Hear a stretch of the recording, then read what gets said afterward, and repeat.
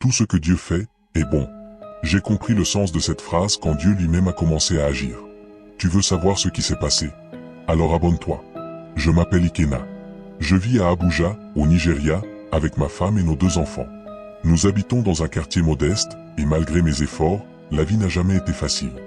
Je suis chauffeur. Depuis plusieurs années, je travaille pour l'un des hommes les plus riches de la ville. Mais malgré sa richesse, mon salaire est resté dérisoire. À peine de quoi nourrir ma famille et payer quelques factures. Je suis un homme de foi. Chaque dimanche, je vais à l'église, je prie, je demande à Dieu de m'aider à améliorer ma situation. Un jour, ma femme m'a annoncé qu'elle était de nouveau enceinte. Au lieu de me réjouir, j'ai eu peur. Peur de ne pas avoir les moyens de lui offrir un bon suivi médical.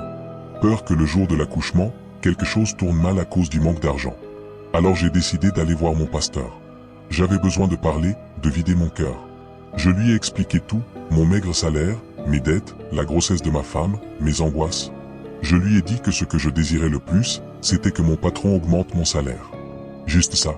Avec un peu plus, je pourrais économiser, offrir un bon accouchement à ma femme, et respirer un peu. Quand j'eus fini de parler, j'ai attendu qu'il prie pour moi. Mais il m'a simplement regardé et m'a dit « Mon fils, tout ce que Dieu fait, est bon. » Puis il m'a dit de rentrer chez moi. Je n'ai rien dit, mais à l'intérieur, j'étais déçu. Je m'attendais à des prières puissantes, à une prophétie, quelque chose. Mais il m'a juste dit que tout ce que Dieu fait, est bon. Une semaine plus tard, au travail, j'ouvrais la portière arrière pour faire monter mon patron dans sa voiture. Et là, je ne sais pas comment c'est arrivé, en refermant la portière, j'ai accidentellement coincé son petit doigt. Il a hurlé de douleur. Le doigt était presque arraché. Il est devenu fou de rage. Il m'a insulté devant tout le monde, m'a traité de tous les noms, et m'a renvoyé sur le champ. J'étais abattu. J'ai couru chez le pasteur, le cœur brisé. Pasteur, les choses empirent. Mon patron m'a viré. Et devinez ce qu'il m'a dit encore? Mon fils, tout ce que Dieu fait, est bon. J'ai explosé. Pasteur, je viens de perdre mon travail, je n'ai plus rien, et c'est tout ce que vous trouvez à me dire? D'accord. Je ne remettrai plus jamais les pieds dans votre église. Je suis sorti furieux, avec l'impression que Dieu m'avait abandonné. Mais ce que je ne savais pas, c'est que Dieu était déjà en train d'agir.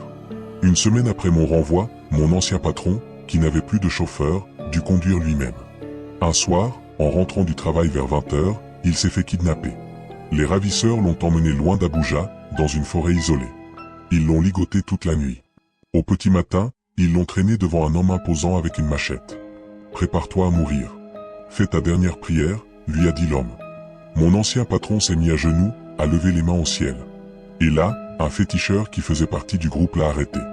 Il a remarqué son petit doigt manquant et a dit « Je vous avais dit d'amener quelqu'un qui a tous ses membres pour le sacrifice. Vous m'amenez un homme avec un doigt coupé?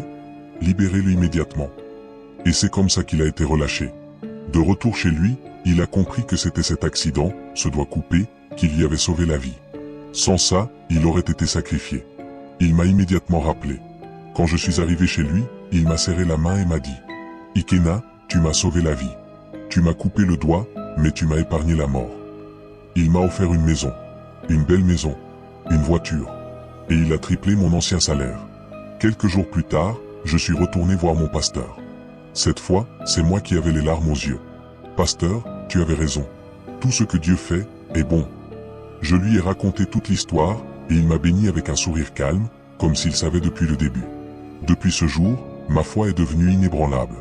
Parfois, ce qui ressemble à une malédiction est en réalité une protection divine.